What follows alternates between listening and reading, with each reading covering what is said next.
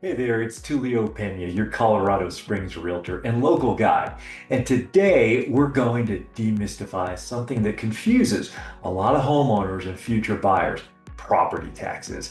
If you're thinking about moving to Colorado Springs, or maybe you already live here and you just want to understand where your money's going, you're in the right place because here's the truth. Our property taxes are surprisingly reasonable, especially when compared to other places in the country. So let's break it down. How they're calculated, what they fund, and why they're not really as bad as you might think. Let's start with the fundamentals. In Colorado, property taxes are based on two main numbers. One, the assessed value of your property. Two, the mill levy, basically the tax rate applied by local government entities. But here's the twist that surprises most people. Colorado doesn't tax your home's full market value. Instead, residential property is assessed at a fraction of its actual market value. As of 2025, the assessment rate is 6.7% for residential properties. So let's say your home is worth $500,000. The assessed value would be $500,000 times 0.067, which equals $33,500. That's $33,500 is what the tax rate is applied to, not the full 500,000. Now that you know your home is assessed at just 6.7%, the next factor is the mill levy. A mill is 1/10%, or $1 per $1,000 of assessed value. In Colorado Springs, the mill levy varies depending on where exactly you live, because it's a combination of taxes from El Paso County, your local school district, the city or town like Colorado Springs, Fountain, Monument, Peyton, special districts for fire protection, metro districts, or water. But here's the good news. The average total mill levy in Colorado Springs area tends to range between 80 and 110 mills. So if your home's assessed value is 33,500 and the total mill levy is 90, 33 about 33,500 times 0.090 equals $3,015 per year in property taxes. Now let's talk perspective. Here in Colorado Springs, your effective property tax rate is roughly 0.6% to 0.65% of your home's value.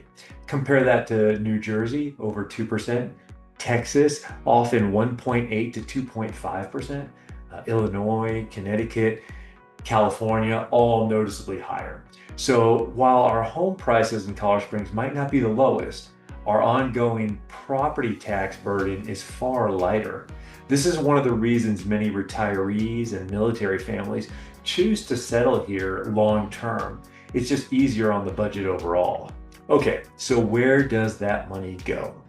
Here's what property taxes fund in El Paso County. Public schools, this is the largest slice of the pie. Fire departments and emergency services, local police, road maintenance, like those potholes, and snow removal, public libraries and parks, and sometimes metro districts. More on that in a second.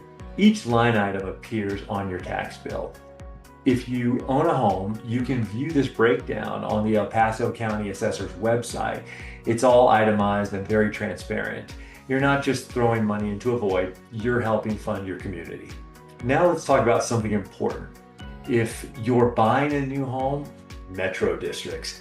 Some new construction communities like Banning Lewis Ranch, Wolf Ranch, and Meridian Ranch have metro districts that issue bonds to build out infrastructure like roads, water systems, and parks. Those bonds are paid off through additional property taxes, sometimes adding 30 to 50 mills on top of the base rate. So if you're comparing two similar homes, one in a metro district and one that's not, you may find a $1,000 to $2,000 difference per year in taxes. It's usually not a deal breaker, but it's something to know about ahead of time. And of course, I walk my clients through this on every purchase. Colorado offers a few tax relief programs you should know about. Senior property exemptions. If you're 65 or older and have lived in your home for 10 or more years, you may qualify for a 50% exemption on the first $200,000 of value. Disabled veteran exemption, similar benefit if you're 100% permanently disabled veteran.